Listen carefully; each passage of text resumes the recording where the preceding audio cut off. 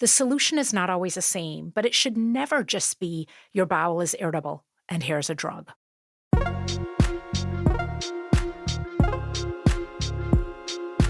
I'm Dr. Robynne Chutkan, gastroenterologist, microbiome expert, and author, and I am here to help you find gut bliss.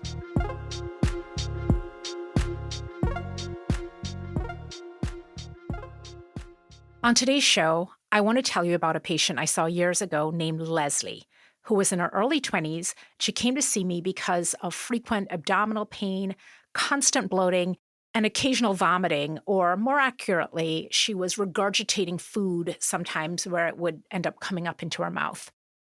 In my intake form, before somebody comes to see me, there is a pretty extensive section for new patients where I ask you to describe what you eat in a typical 24 to 48 hours. On Leslie's intake form, she reported a bagel with cream cheese or an English muffin with jam for breakfast, chicken nuggets and fries for lunch most of the time, and dinner was usually pasta with butter or red sauce, and often with a Gatorade or soda. She rarely ate any fruit, and she ate no vegetables whatsoever. She said she didn't like the taste or the texture.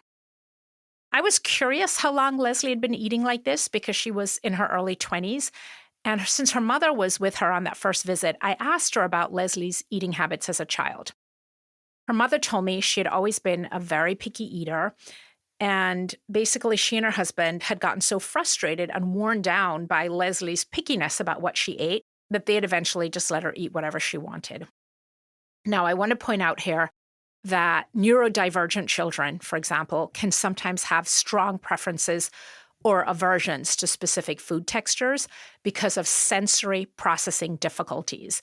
And some of those children will only eat certain textures, like a soft or creamy texture or a crunchy texture, and some of them will completely reject other textures like chewy or mushy foods that could be from something like meat, which is often chewy, or mushy if it's a vegetable.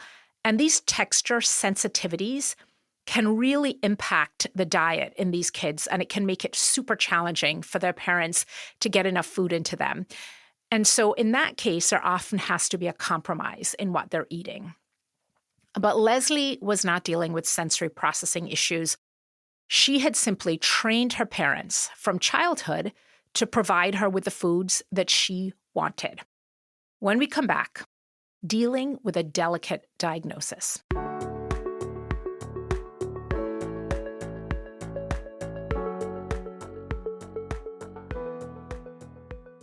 The Gut Bliss podcast is brought to you by Visbiome, my first and quite frankly, my only choice for a probiotic.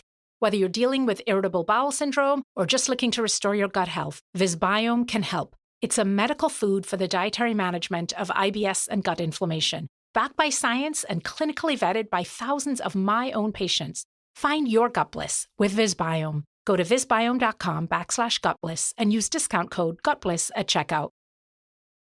Leslie's diagnosis was something that I call crummy diet syndrome. And I'm not trying to poke fun at Leslie here because trust me, crummy diet syndrome can be a lot more challenging to treat than other GI conditions. Because the evaluation generally does not turn up anything definitive like gallstones or colitis or reflux, many people like Leslie with crummy diet syndrome end up being given a diagnosis of irritable bowel syndrome. Basically, we don't know what's wrong with you, so we're going to call it IBS, and we're going to medicate you. I also want to mention another sort of delicate point here, and this is the concept of secondary gain. Leslie's GI complaints had basically become her lifeboat in her late teens and early 20s. It was her rationale for why she couldn't get up early enough to make it to class, to finish college, to get a job, to cook a meal for herself. And again, I'm not trying to make light of her situation or anyone else who finds themselves in a similar predicament. It is an absolutely paralyzing position to be in. And honestly, it is not that difficult to see how a situation like that can develop. Here's an example. When my daughter was little and she was sick with a sore throat or fever, she would get to stay home, sleep in, hang out in her pajamas all day, eat popsicles, watch movies. We would give her lots of cuddles and tell her how sorry we were that she wasn't feeling well. She liked school, but school and homework can have a hard time competing with the kind of attention you get when you're sick. And that desire to just kind of get a pass from life's responsibilities and challenges is not malingering. It's human nature. And lots of cuddling and sympathy when kids are sick isn't bad parenting, but it can leave some people yearning for that feeling of suspended responsibility and being taken care of that can end up seductively following them into adulthood. And it can end up contributing to a persona that focuses really more on illness than health, where a diagnosis can sometimes become a crutch for avoiding challenges and responsibilities. And that was a little bit of what was going on with Leslie. And here is another problem. Sometimes, and this happens particularly in women, we feel like we sometimes have to exaggerate or embellish because otherwise we are not going to be taken seriously by the medical establishment. And this can be particularly true for a condition like IBS, where often there is no sort of objective evidence of something being wrong. And unfortunately, there is a tendency for the medical establishment to assume that, it's all in your head. Could Leslie have had a rare undiagnosed disorder that was responsible for her GI symptoms instead of just poor eating habits? Medicine is full of stories of people who have had rare conditions and were labeled hypochondriacs for decades and then were finally vindicated when some expert diagnosed them. But in this case, the reality is that Leslie had a daily stomachache primarily because of her nutrient-poor, overprocessed diet. Leslie had been to see multiple doctors. She had seen internists, she had seen gastroenterologists, she had seen endocrinologists, she had seen neurologists, and I had spoken to a lot of those doctors, and in those conversations, they pretty much all expressed the same skepticism about her symptoms, but never to Leslie or her family. And her diet was always the elephant in the room, but nobody was comfortable talking about it with her. She'd had an unbelievably extensive medical workup at several different hospitals, all excellent places. She had had upper endoscopies, colonoscopies, video capsule endoscopies, gastric emptying studies, small bowel barium exams, ultrasounds, CAT scans, gallbladder scans, tilt table studies, brain MRIs, multiple blood tests looking for everything from Lyme disease to cancer. She had been prescribed literally like 8 different prescription medications without any improvement. By the time she came to see me, there wasn't anything else to be done other than to have a frank conversation.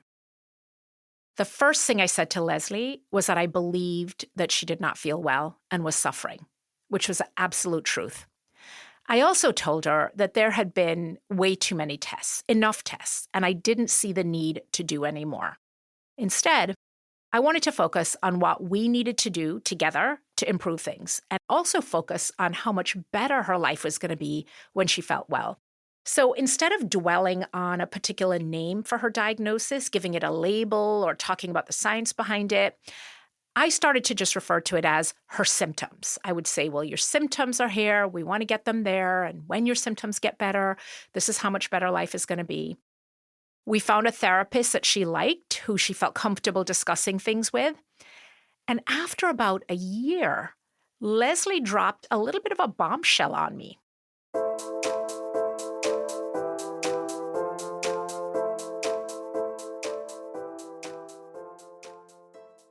You have questions? I have answers. Join me live twice a month for the Gut Club. Go to gutless.com to learn more and sign up for your free trial. After more than a year of seeing her, Leslie finally felt comfortable to reveal to me a history of a restrictive eating disorder as a teen, which had actually never been acknowledged by her parents despite tremendous weight loss and social withdrawal. The cognitive behavioral therapy she was doing with the therapist ended up being far more helpful than any of the IBS medications that she'd been on in the past, although it was still pretty slow progress. I reassured Leslie every time I saw her. I said, we're going to take baby steps with the diet, and we're going to focus on what you're missing rather than what you need to cut out. She made a pact with me to add 1 fruit, 1 vegetable, and 1 glass of water a day to her diet. And there were basically no other demands, rules, or restrictions. That was it. 1 fruit, 1 vegetable, 1 glass of water every day. She started with carrots. She progressed to peas. And after about 6 months, she was experimenting a tiny, tiny bit with string beans and asparagus, just a little bit. She didn't mind blended fruit, so we started alternating her usual breakfast bagel with smoothies. And she would put in berries and bananas and coconut milk, and then just a little tiny bit of spinach blended in. Chicken nuggets and fries were still in pretty heavy rotation, but she was also working rotisserie chicken and baked sweet potatoes into the mix, and she was occasionally adding some broccoli to her pasta. And she actually surprised me by offering to go cold turkey on the Gatorade and soda if she could have sparkling water mixed with fruit juice instead, which I said, absolutely, great idea. Slowly but surely, things started to improve for Leslie. She didn't look or feel as bloated. She stopped complaining about the pain and the vomiting, the sort of regurgitation. And interestingly, her skin, which had been very acne prone, started to clear up. I don't know whether she ultimately finished her college degree or whether she got a job, because she eventually stopped coming to see me. But I did feel a shift with Leslie, this sort of unspoken nod to the idea that things could be different, that she could be a little sick instead of a lot sick, and that her illness and her symptoms did not need to define her quite so completely.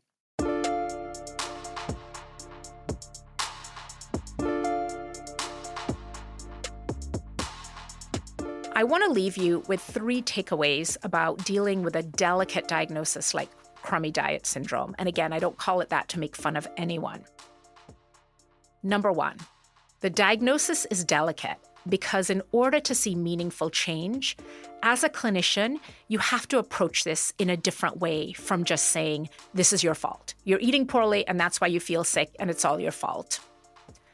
Number 2, I always recommend focusing on what people are missing rather than the not so great stuff they're eating. You can overcome a lot of chicken nuggets and fries by adding in more green vegetables, more unprocessed whole grains, more fruit. And number 3, Leslie's story is a great example of why we should all reject this blanket diagnosis of irritable bowel syndrome and actually roll up our sleeves and look for the root cause. Leslie had been on several different medications, and I can tell you that none of them helped her symptoms. The solution for everyone who's diagnosed with IBS is not always a diet change. Sometimes it's an undiagnosed food intolerance, or an unacknowledged parasite, or an anatomical or hormonal problem. But it's never just, your bowel is irritable, and here's a drug. So that's it for this episode of the Gut Bliss podcast on the delicate diagnosis of Crummy diet syndrome. Coming up next week, more stories from the IBS vault.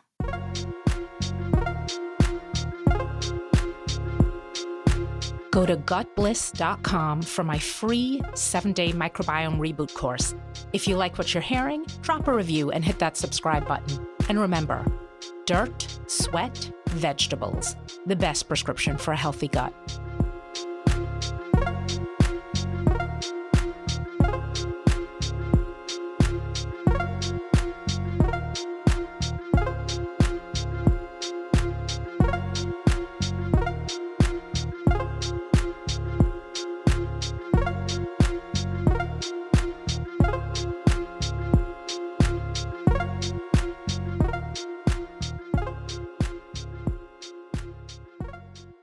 The information presented in this show is not meant to be medical advice. Consult your doctor before making any decisions about your health.